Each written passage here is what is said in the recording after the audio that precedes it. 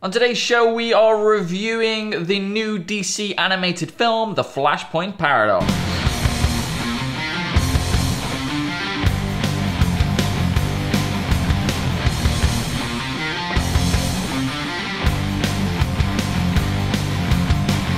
Okay, so we have been very vocal about how on top of their game DC have been when it's come to these animated films. They had a bit of a dip with Superman Unbound, which was their last one. Oh yeah, I didn't like that. You didn't like that? Did we review that? No, we didn't. We were, but then we did review The Dark Knight. Simple as, really. We did review The Dark Knight Returns, part 1 and 2. Yep. Which we thought were fantastic. Yep. And just in general, their animated films have been just so far and away better than, like, Marvel even. There's the line. And that's what, I don't know what that metaphor was. Don't know. Anyway, they're different classes is what I'm saying. We've got a new one. We've got The Flashpoint Paradox.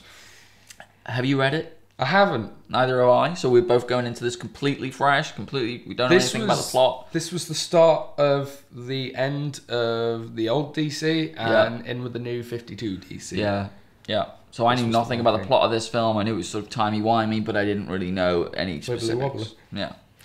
By the way, as of recording this, do you realise the announcement was now?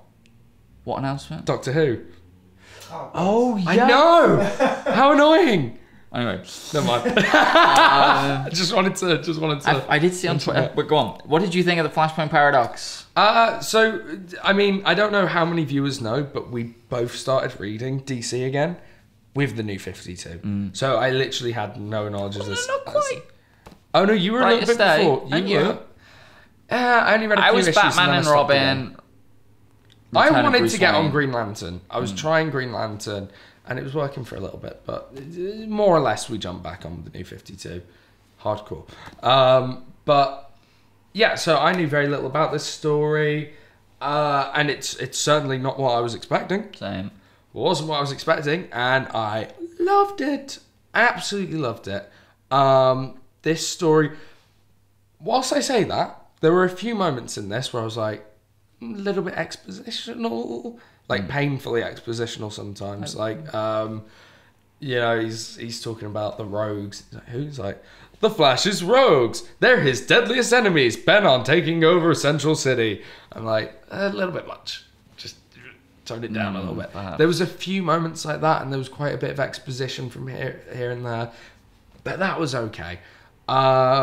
Yeah, I absolutely love this story. I love the premise. When you get to the alternate reality, some of the stuff that's going on is amazing. Mostly with Batman.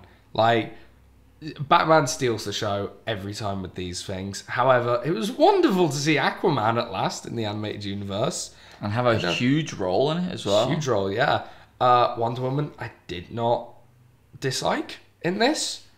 I double negative. Cyborg was great. Like, all the characters were brilliant. Superman's brief but important appearances, brilliant. And like, you get to see a lot of the B-listers as well. You know, you get to see, I say B-listers, Deathstroke's now turned into a bit more of an A-lister these days. But then you get to see guys like Grifter and Demon Knight and guys like that, where you're just like, why are you here? But sure, let's go for it. What I will say is this is not one for the kids. This is really not one. Wonder Woman does something fairly close to the end of this, where I was just like, it's horrendous. I don't feel comfortable having just watched her do that. Horrendous. She does a few things where you're just like, huh. Not sexual. Not sexual. Seemed like that's what you were. Yeah, it sounded like that. I was wondering if you were going to clarify it, or I was going to have to. And I will fully admit, the end of this film really got me choked up. It was absolutely beautiful. Yeah, I really, really enjoyed this film. It was great. This film, by far, is my favorite comic book movie of the summer. Like, by far. I don't know how I feel about that, but sure. It is so good. It is so good. I was not expecting this plot whatsoever. I have heard that people who picked up the Flashpoint trade haven't enjoyed it because to understand fully what's going on, you need to have read around and all the sort of tie-in issues that were going on with that, of which there are 4 or 5 of them. Well, that was, Wonder Woman, Aquaman, Batman. Yeah. So this sort of takes the best of all of that and gives you a coherent story. And I was so in. I was on the edge of my seat. Like, I just wanted to know what was happening all the time. I was like, oh, was she in there? I didn't know what was going to happen. I didn't know who was going to die. I sort of knew, how it was going to end with sort of a time thing, but I didn't know who the villain was when there was a speedster. I didn't know who that was going to be. Yeah. I didn't know any of this. It just kicked my ass again and again and again with like the different plot twists, and it just had me. It just had me, and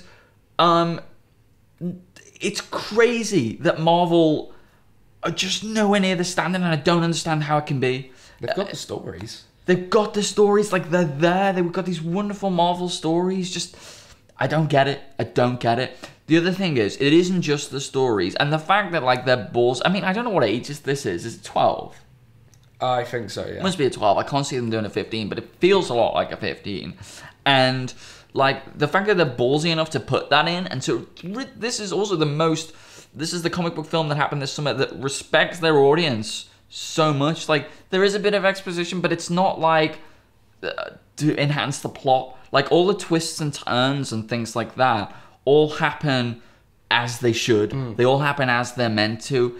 And like the ideas and stuff that are in this film, they're not slathered onto your face. They're just sort of left to settle. Slathered onto your face. So if they've come over a bucket and a paper. That's what Man of Steel does. That's what Man of Steel does. Look at this. Superman's a Jesus allegory.